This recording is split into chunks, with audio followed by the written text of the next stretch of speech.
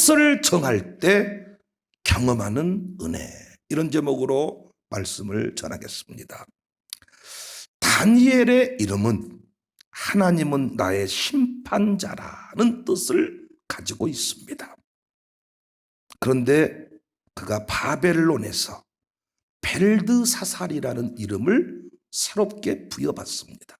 창시 계명이에요.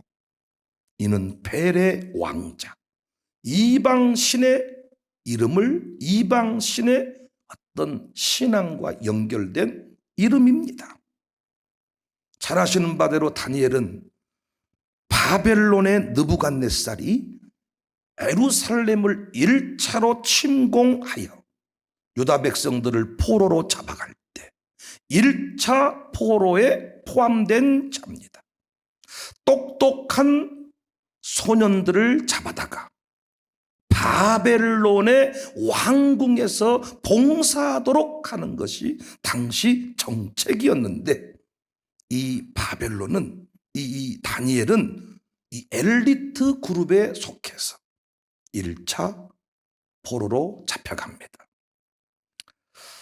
다니엘은 4명의 통치자를 섬겼어요. 느부갓네살, 벨사살, 다리오, 고레스.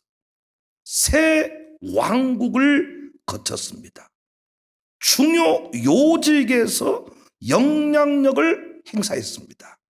그의 성품과 신앙의 결과입니다. 다니엘서는 크게 내용적으로 두 구분돼요. 1장부터 6장까지는 다니엘의 개인적인 신앙, 그리고 7장부터 12장까지가 선지자적 사역에 관하여 기록을 합니다. 그러니까 오늘 본문은 다니엘의 개인 신앙 역사에 관해서 이야기를 해줍니다. 세상 나라 가운데 어떻게 거룩함의 영성을 유지하며 살았는가? 세상 나라 가운데 어떻게 하나님의 사람으로 정체성을 지킬 수 있었는가? 어떻게 영향력 있는 일꾼이 되었는가? 여러 가지로 얘기할 수 있지만 한마디로 말하면 뜻을 정하고 살았습니다. 다니엘의 삶을 한마디로 얘기하면 뜻을 정한 인생이다. 오늘날 여러분과 저에게 요구되는 하나님의 음성이라고 생각합니다. 오늘날 기독교인들이 뜻을 정하고 살아야 되는데, 기독교인답게 살아야 되겠다 해야 되는데 상황 논리에 맞춰버립니다. 예배도 뜻을 정하면 나올 수가 있어요. 그런데 시간 남으면 가지, 한가하면 가지. 우리 교회처럼 수요예배 많이 모이지 않습니다. 정말 수요예배 심각할 정도로 안 모입니다. 코로나 이후에는 이루 말할 수가 없고요. 뜻을 정하면 역사가 일어나는데 뜻을 정하지 않습니다. 다니엘은 뜻을 정한 인생이었습니다. 여러분, 결단합시다. 뜻을 정하여 살겠습니다. 뜻을 정합시다. 뜻. 하나님이 기뻐하신 뜻이 무엇인지 분별하여 살피고 그 뜻대로 살겠습니다. 주님 뜻대로 살기로 했네. 주님 뜻대로 살기로 했네. 뒤돌아서지 않겠네. 옛날 선조들의 고백이었어요. 뜻을 정하며 살 때 역사가 일어납니다. 뜻을 정하며 살 때 기적이 일어납니다. 어떤 기적이 일어납니까? 어떤 은혜를 경험합니까? 첫 번째, 환관장에게 은혜와 긍휼을 얻습니다. 9절, 하나님이 다니엘로 하여금 환관장에게 은혜와 긍휼을 얻게 하신지라. 다니엘서의 기록 목적은 크게 5가지입니다.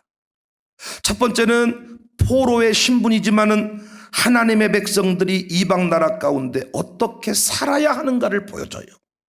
두 번째는 하나님의 주권이 이방 나라와 이방 통치자들에게도 미침을 보여줍니다. 세 번째는 하나님의 백성들이 고난 가운데 있을 때 하나님은 그들을 보호하신다. 이걸 보여줘요. 네 번째는 하나님의 때를 알게 합니다. 다섯 번째는 장차 다가올 영원한 하나님의 나라를 보여줍니다. 오늘 본문에서도 이방 통치자들을 여전히 다스리고 계시는 하나님을 만날 수 있어요. 무슨 말이냐? 다니엘이 뜻을 정했어요. 결단했어요. 그랬더니 황관장이 도와줍니다. 황관장이 왕의 명령을 받아가지고 이들 포로 이 엘리트 소년들을 관리하는데 그들이 음식을 먹지 않겠다는 거예요. 음식이 단순히 그냥 입에 안 맞는 음식이 아니라, 우리가 해외여행 가면 좀 입이 안 맞잖아요. 그런 음식이 아니라 그 나라 신에게 제사를 지내고 내려온 그 음식을 의도적으로 먹인 거예요. 이름도 바꾸고 하나님 대신에 이방신을 섬기도록 작정한 것입니다. 우상 숭배했던 음식을 먹이려고 한 거예요. 영적 세계를 아는 사람은 이것이 얼마나 중요한 싸움인 줄 알잖아요. 술 한 잔 먹고 안 먹고가 별거 아니지만은 그 한 잔을 통해서 기독교인을 짓밟겠다는 그 마귀의 의도가 있잖아요. 한 번 예배 빠지는 게 아무것도 아니지만은 영적 세계를 아는 사람은 그 한 번이 어떤 결과로 이어질 것을 알기 때문에 타협을 안 하잖아요. 이들이 그랬습니다. 음식 먹지 않겠다. 뜻을 정했어요. 그리고 황관장에게 사실대로 이야기를 했습니다. 도움을 청했습니다. 8절, 다니엘은 뜻을 정하여 왕의 음식과 그가 마시는 포도주로 자기를 더럽히지 아니하리라 하고 자기를 더럽히지 아니하도록 황관장에게 구하니, 놀랍게 황관장이 은혜와 긍휼을 베풀어 줬습니다. 그리고 다니엘 뜻대로 하도록 허락을 해준 것입니다. 오늘 본문의 다니엘은 선지자적 사명을 감당하는 여러분과 제가 어떻게 살아야 할지, 참 오늘을 사는 우리에게 도전을 줘. 도전을. 뜻을 정할 때 경험하는 기적은 첫 번째로 도울 자를 만나게 합니다. 장벽이 무너지게 합니다. 길이 열리는 은혜를 경험합니다. 직장을 정하거나 사업을 할 때도 무조건 안 된다 하지 말고 뜻을 정하고 은혜를 구하라는 거예요. 나는 당당히 신자입니다. 나는 집사입니다. 장로입니다. 권사입니다. 그러므로 예배하고 싶습니다. 제가 예배하는 그 시간 대신에 제가 다른 날 2배로 일하겠습니다. 더 깨끗하게 일하겠습니다. 나를 써주십시오 라고 말해야 되는데 처음부터 어떻게 예배드릴 거 다 드리고 취업이 되겠느냐. 그래서 혹시 교회 다니신다든지 아닙니다. 다니는데 예배 안 가요. 예배 안 가도 돼요. 걱정하지 마세요. 취업만 지켜주시면 돼요. 저도 예배 안 간다니까요. 요즘에 비대면 예배가 돼가요. 안 가. 아닌데 내가 어디서 초등학교 다닌다고 말을 들었는데 안 다닌다니까요. 뭘 교회를 다녀요 저거. 안 다녀. 장가 한번 가려고 거짓말하는 거. 시집 한번 가려고 교회 다닌다. 난 다녀.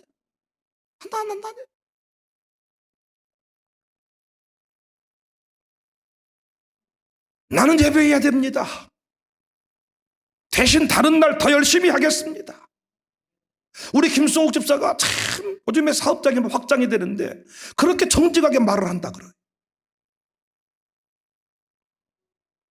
하나님이 이방 통치자의 마음을 주관하고 계신다. 우주 만물을 통치하고 계신다.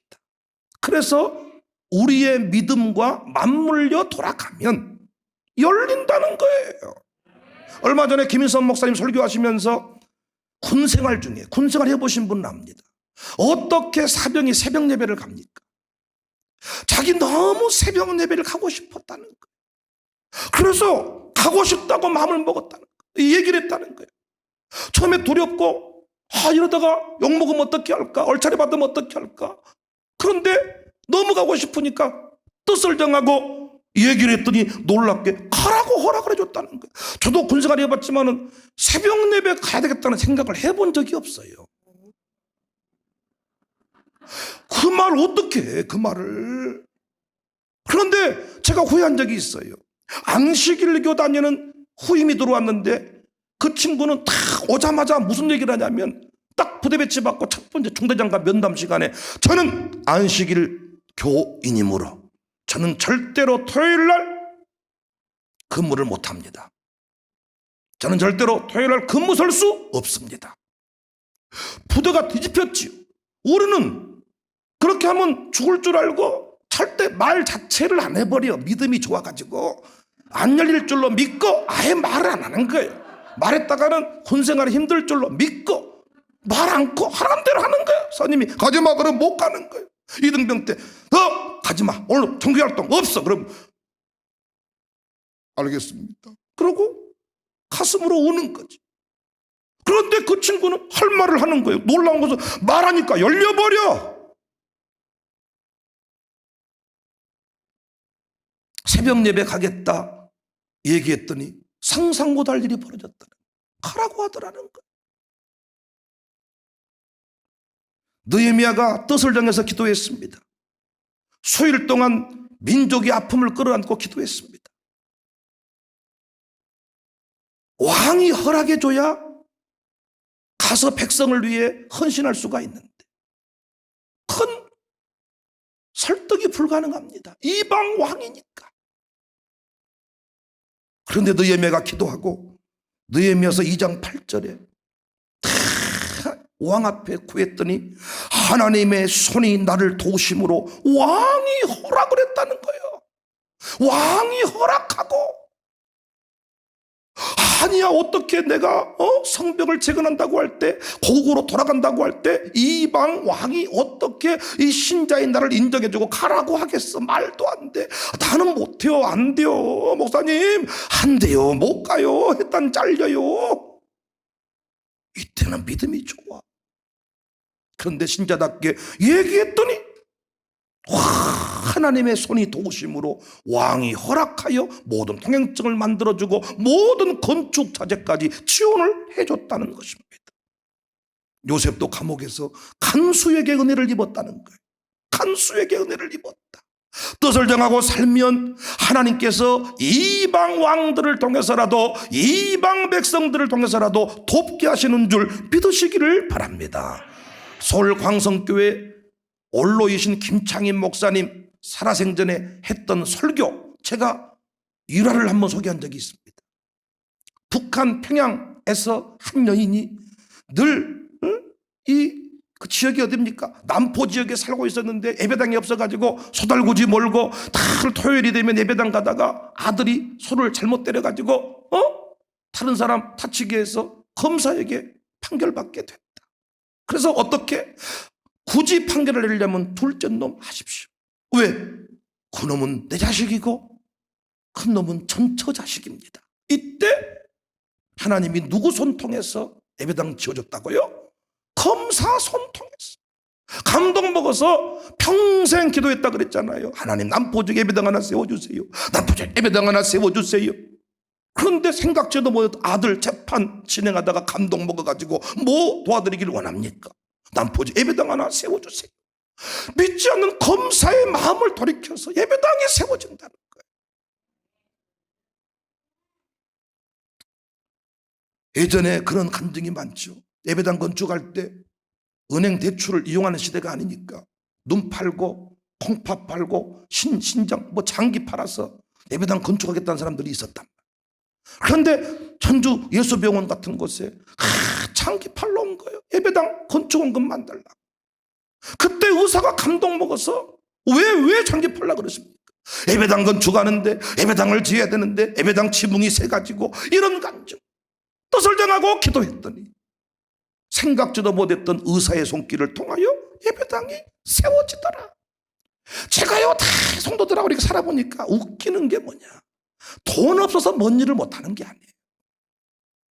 뜻을 정하면 은행 지점장은 하나님께서 붙여줍니다.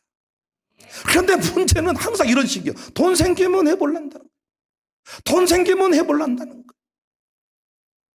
그건 믿음인지 아닌지를 모르기 때문에 이게 헷갈려요.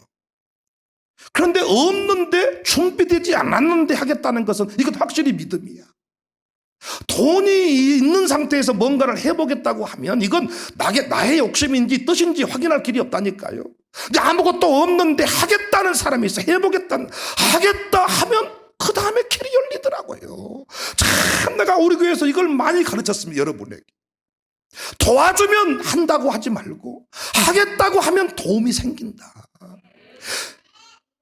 갈라지면 걷겠다 하지 말고 네가 발을 내디디면 갈라진다. 지금도 이걸 잘 몰라 사람들이. 목사님 한번 해보고요, 길이 열리면 가보고요, 아니면 절대로 안 열립니다. 해보세요. 뜻을 정하고 하나님이 기뻐하시는 뜻이 무엇인지를 분별해라. 그 뜻을 찾았으면 결단해라. 황관장에게도 얘기하고 은행 지점장한테도 얘기하고 다 얘기해라.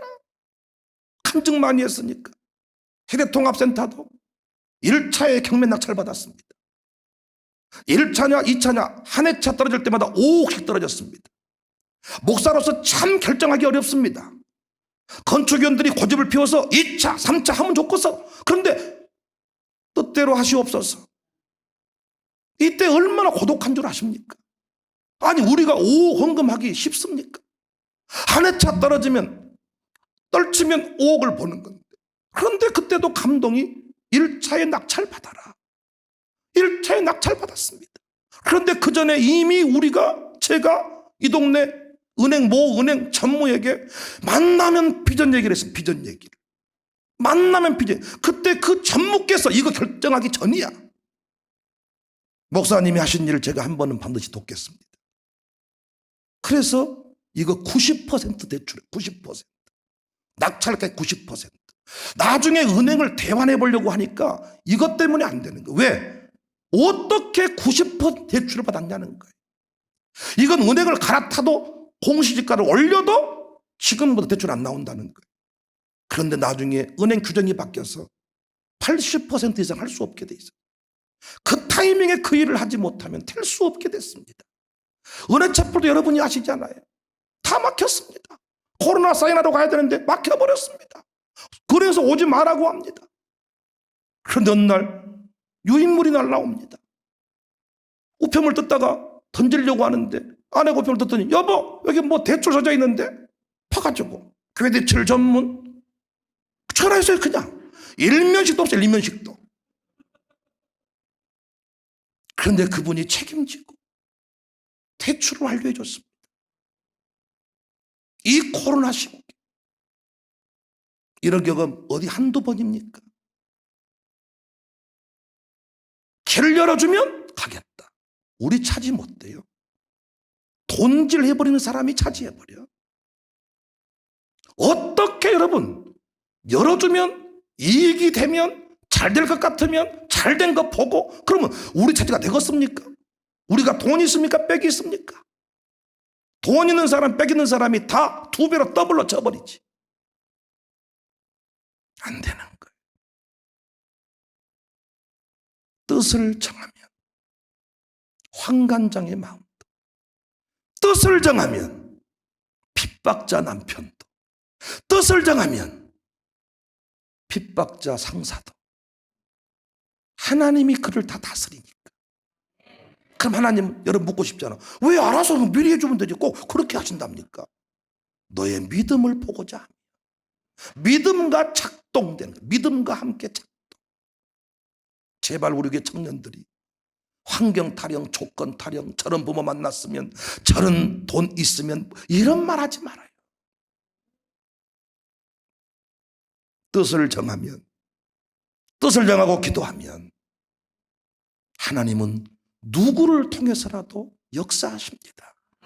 뜻이 중요한 거예요. 뜻이 있어요. 뜻이.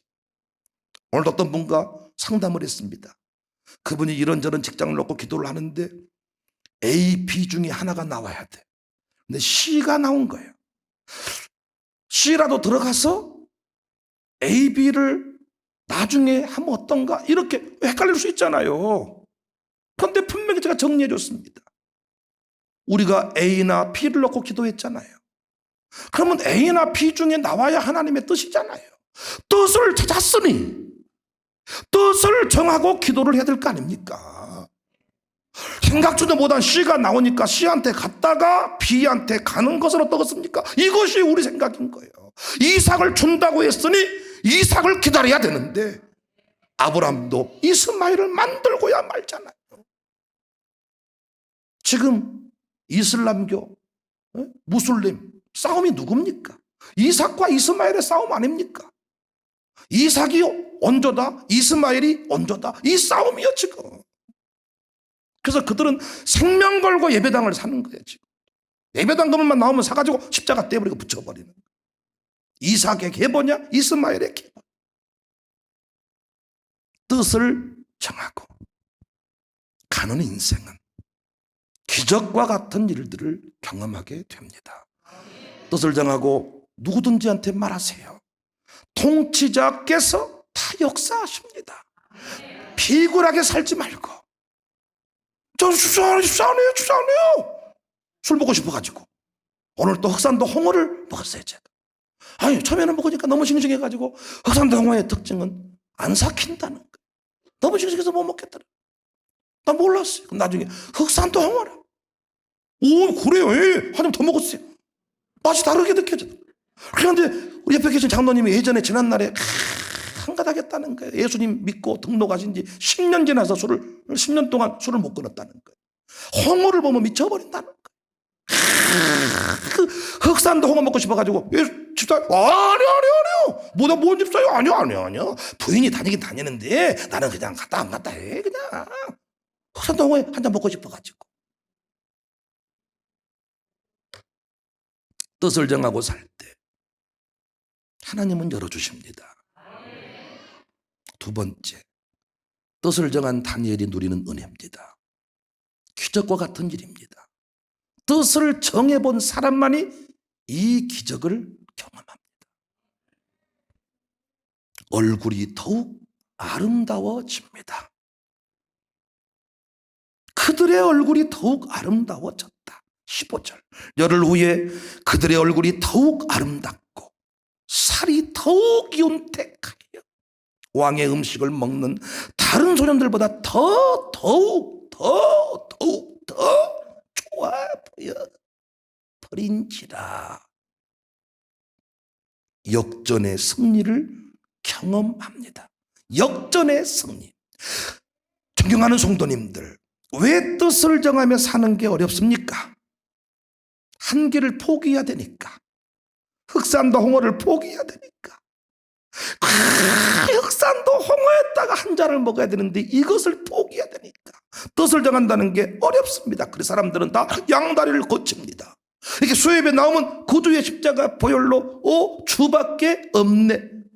주님만이 나의 만족이 되십니다. 그래서 다시 혹산도 홍어에 있는 술집에 가면 그 주님이 나의 기쁨이 되십니다. 양다리, 여기 오면 집사로 살고 거기 가면 잡사로 살고 양다리를 거치면 얼마나 여러분 지혜로워 보입니까? 어느 정도 지나면 교회 생활 멘트 다 알잖아요. 형제님 자매님 하고 다 사랑합니다 인사하고 할렐루야 하고 은혜 받았습니다 한마디 하면 은혜 받더니 뭐 이렇게 하고 다 교회 그 살아가는 법을 알잖아요.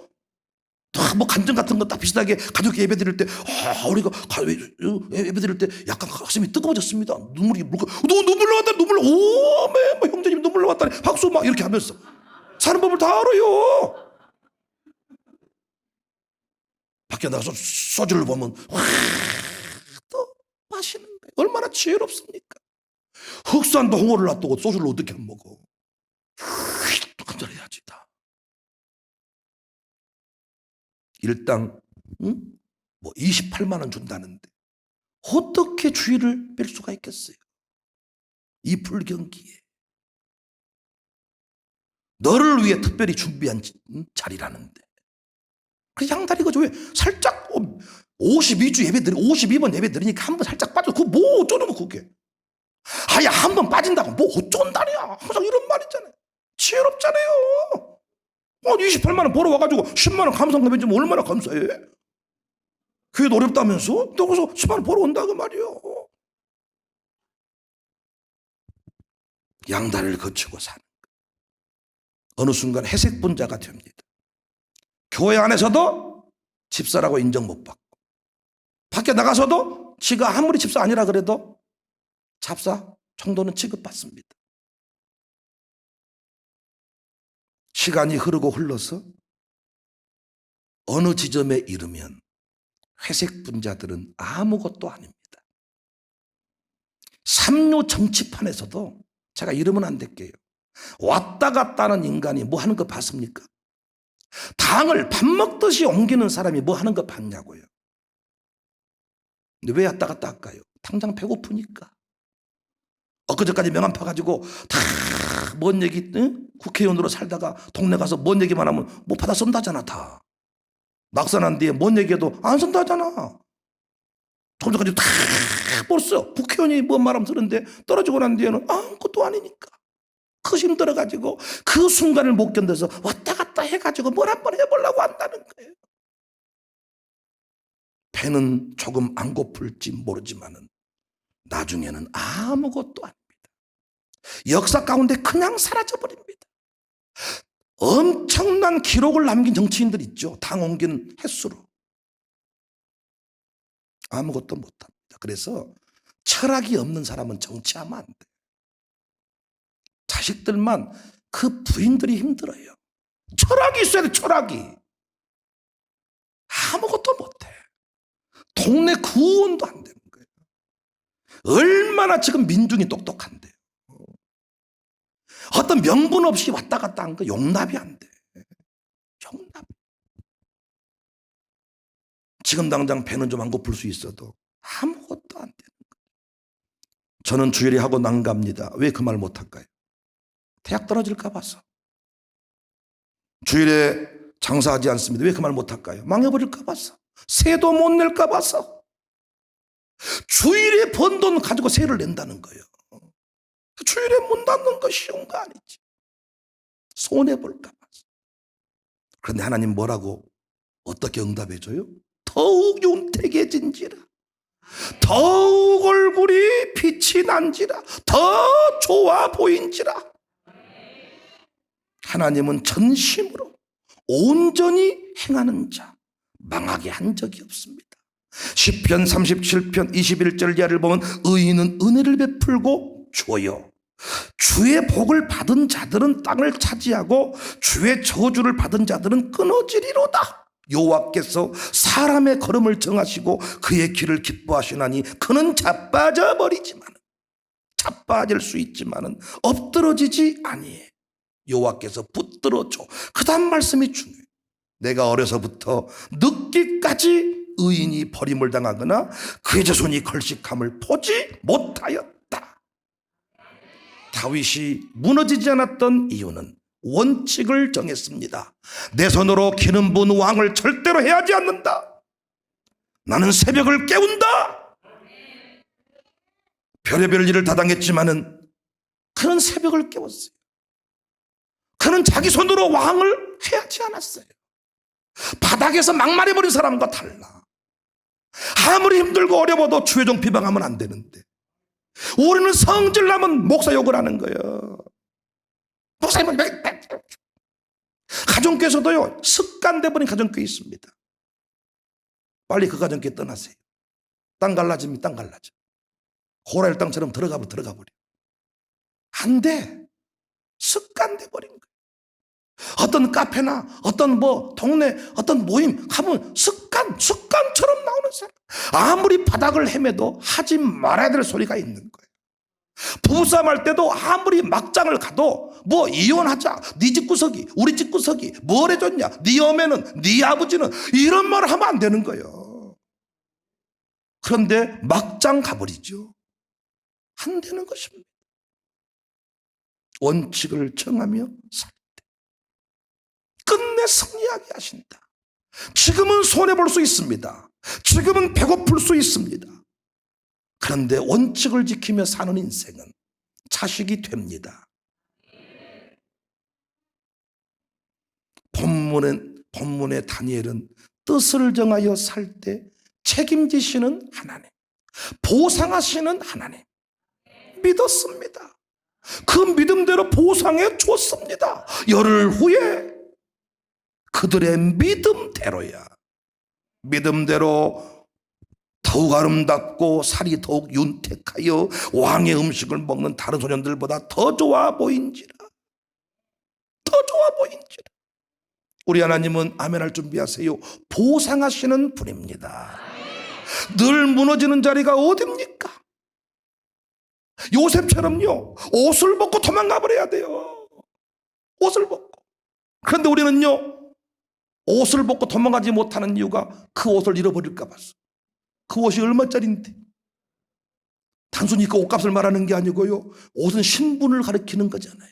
내가 총리 어떻게 됐는데, 내가 어떻게 자리에 왔는데, 내가 바닥에서부터 자리에 올라 얼마나 힘든데, 그 옷값이 생각나가지고 못 벗어놓고 도망치는 거예요. 옷을 지키기 위해서. 그런데 요셉은 옷 벗어버리고 도망갔습니다. 나중에 세마포 옷을 입혀주잖아요. 세마포 옷. 주를 위해 죽기로 맘먹은 인생이 죽은 것 봤습니까? 주님 때문에 손해본 기업이 망하는 것 봤습니까? 그런데 우리는 손해볼 길을 가지 않아요. 계산을 잘해가지고 똑똑하죠. 나중에 아무것도 아니에요. 어떤 것도 남기지 못해요. 돈도 못 벌고 믿음의 역사도 못 남기는 거예요. 저는 샬롬 스쿨에서 이미 여러 차례 선포를 했습니다. 맞짱 뜨자.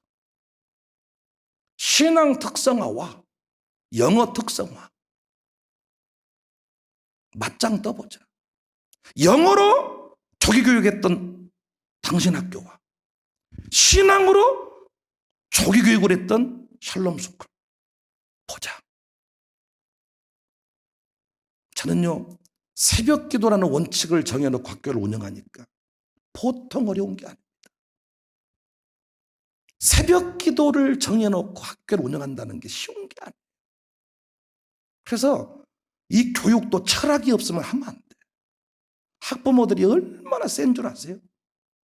팔을 뜯지를 않습니다. 저분들도 학부모로 돌아가면 이상한 사람 되는 거예요. 한영재 목사님 내가 말씀드렸잖아요. 결론은 선생이 이상하다는 거잖아. 아주 부드럽게 얘기를 한 것이지만은 왜 목사 아들 특별 취급하냐 그 말이잖아. 똑같아 다. 미안해 한 목사. 만만한 한 목사님이라 얘기하지 그럼 누구 얘기였어 내가.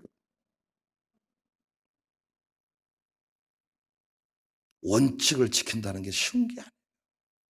쉬운 게 아닙니다. 이 새벽 예배 원칙만 거뒀어도 샬롬 스쿨 입학생이 상당히 늘었습니다. 그리고 저의 인기가 상당히 올라갈 겁니다. 학생들에게 자유를 줬어.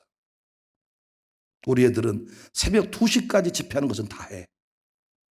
그러나 새벽만큼은 안 되는 거야. 게임한 거 2시까지 멀쩡해요. 주식한 사람도요 2시까지 주식해요. 오르고 내리고 아주 그냥. 그러나 새벽은 안 되는 거야.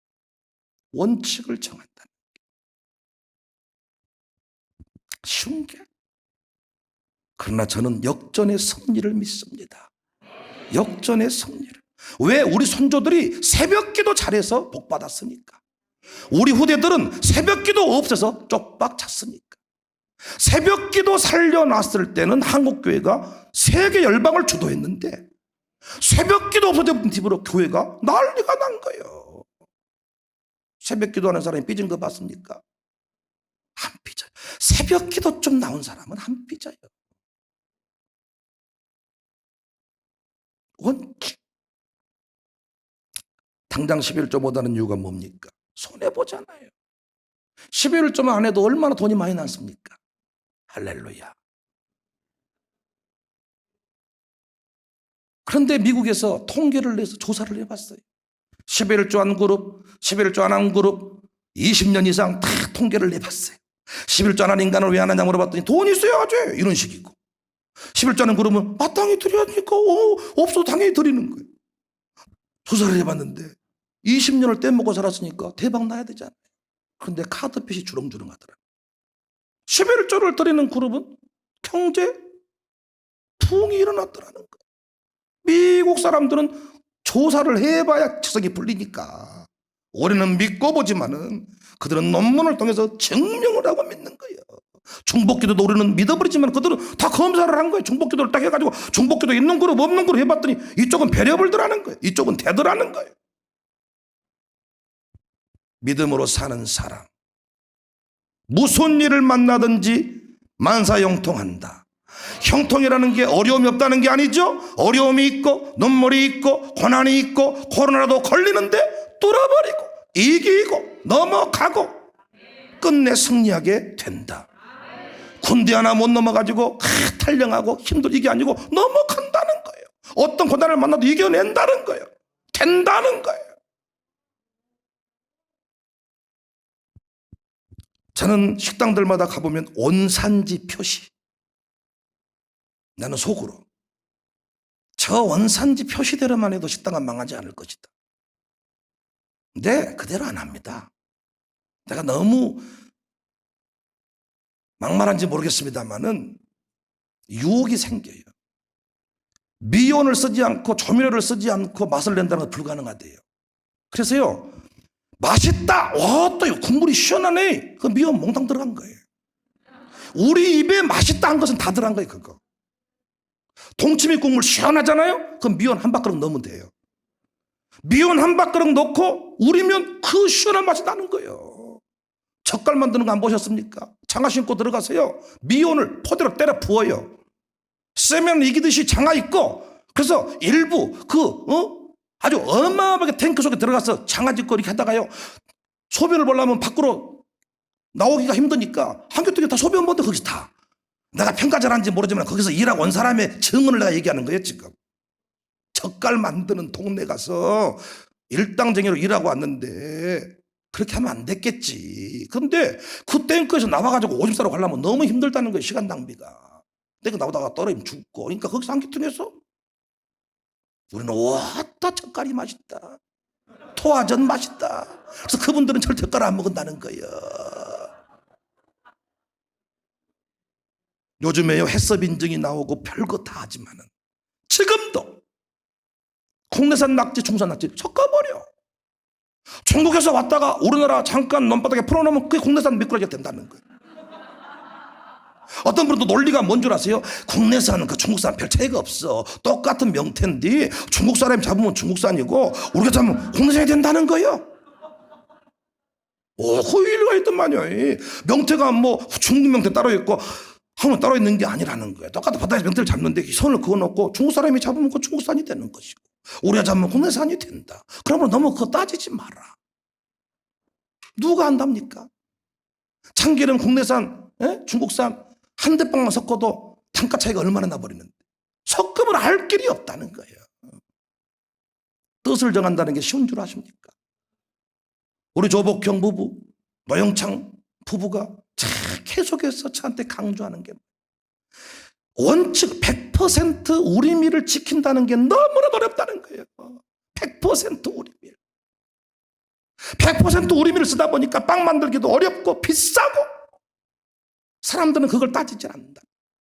노영창 집사가 나한테 뭔 말을 했었어. 뭔 말한가 봤더니 사람들이 자기 밀가루는 싼 밀가루로 착각을 하고 있는데 우리 밀보다 3배 더 비싼 밀가루를 쓴다는 거예요. 자기. 사람들이 그걸 모른다는 거예요. 모르지, 내가 확인 안 해봤으니까. 쟤는 좋은 빵을 만들고 싶다는 거예요. 좋은 빵을. 그렇지. 그 정신만 가지고 가면 되는 거예요. 제가 러스크 만들 때도 뭐라고 말했냐. 우산동 사람에게 팔려고 하지 마라. 우산동 사람들은 티밥 과자, 뻥튀기 과자나 좋아하지.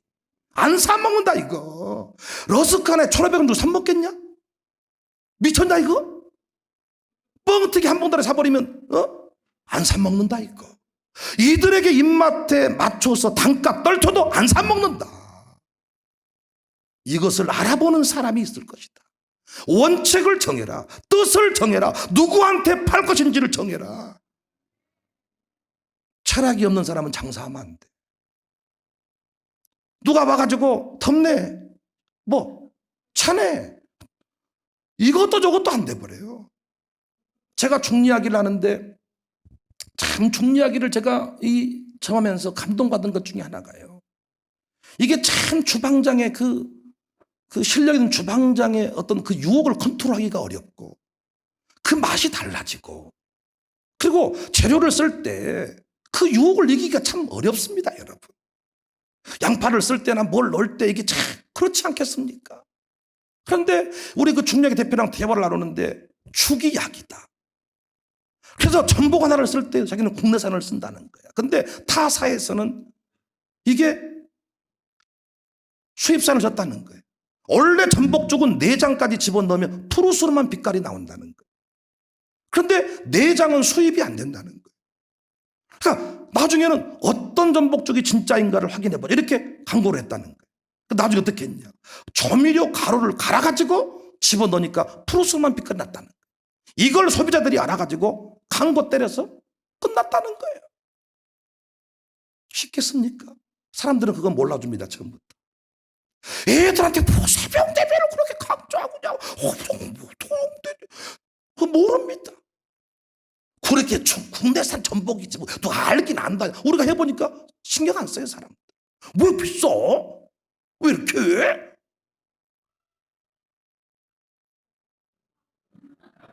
살아있는 교회의 모습입니다. 그 원칙만 지킨다면 기업은 돼요. 그런데 그 원칙을 지킨다는 게 쉽지 않아. 그러면 그 원칙을 지키는 동안 온갖 손해를 보겠잖아요. 망하기 직전까지 가겠잖아요. 그러나 하나님이 그거 보상해 준다는 거예요. 반드시 기회가 되면 뒤집어져요. 또 말씀드립니다. 코로나 시대는 끝납니다. 코로나 상황은 끝날 때가 옵니다. 그때 세상은 뒤집어집니다. 구청에서 진짜 교회 가짜 교회를 명단 쓸 겁니다. 이 교회는 징한 놈의 교회, 이 교회는 적당히 타협이 가능한 교회, 이 교회는 짝퉁 교회라고 자기들이 명단을 쓸 거 아닙니까? 이제 내년 구청장 선거를 할 때에도 나름대로 선거 대책본부에서 선거 전략을 세울 거 아니에요. 이 청사교회는 어떤 성향, 제가 그거 해봐서 알아. 그 사람들별 성분 분석을 다 해. 여기 누구를 보내서 어떻게 타협을 해야 될지 답이 나온다고요. 청사교회는 꼴통 보수, 어떤 교회는 뭐 적당히, 어떤 교회는 뭐 O, X 세모로 하든가 자기들이 평가를 하지 않겠습니까? 뜻을 정하며 산다는 것은 쉬운 일이 아니에요. 타협을 하면 좋습니다. 이때는 이렇게 저때는 저렇게. 그러나 나중에 아무것도 남지 않습니다. 사랑하는 여러분, 저도 원칙 정하고 목회하니까 쉽지는 않았습니다. 그러나 목회가 무너지지 않았습니다.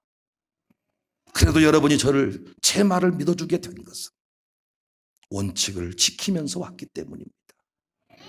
여러분 어디서 무너지셨나요? 왜 무너지셨나요? 왜 타협해버렸나요? 왜 식당 하다가 무너질까요? 이 유혹 못 이겨서 그렇습니다. 처음부터 공깃밥 무료로 주기로 했으면 망하더라도 무료로 주고 망하면 그 사람에게는 반드시 보상이 돌아와요. 그럼 나중에 타협해버려. 1,000원씩 받아버려. 500원씩 받아버려. 중요하게 망하는 것은 간단해요. 본사가 하란 대로 안 하면 되는 거예요. 욕심이 생겨요. 우리가 해보면 요령이 생겨요. 이쯤 되면 이렇게 해도 되겠다 싶어요. 조리법도 달리해요. 이렇게 하면 더 맛있겠다 싶어요. 내가 정확하게 은혜 받은 말이 있어. 전복 하나 더 넣어주면 좋을 것 같지만 맛이 틀려집니다. 그램 수를 재서 그만큼만 넣어야 된다는 거예요. 더 넣어주면 좋아할 게 아니고 맛이 틀려서 안 먹는다는 거예요. 원칙 지킨다는 게 쉬운 거 아닙니다. 샬롬도 원칙을 지킨다는 게 쉬운 거 아닙니다. 그러나 훗날 하나님이 갚아줍니다. 두 가지를 기억하세요. 원칙을 지키며 사는 인생, 도울 자를 만나게 하시고 길이 열려질 것입니다. 기적처럼 역사가 일어날 것입니다. 원칙 정하고 살 때 겪게 된 손해, 저는 코로나 사태 이후에 그때 손해를 봤던 분들, 지금 정부가 보상금을 주더라고요. 일단 그때는 손해본 줄 알았는데 또 솔찬하시, 그리고 하나님이 또 보상해 주더라고요. 그때 손해본 사람들 하나님이 지금 결제해 주는데 정부가 준 재난지원금하고 비교가 안 되는 거예요. 여러분 주를 위해 무슨 손해를 보셨습니까? 무엇을 벗고 도망하셨습니까? 반드시 자녀대에, 우리 후대에, 우리가 죽기 전에 그 위대한 상급을 보게 될 것입니다.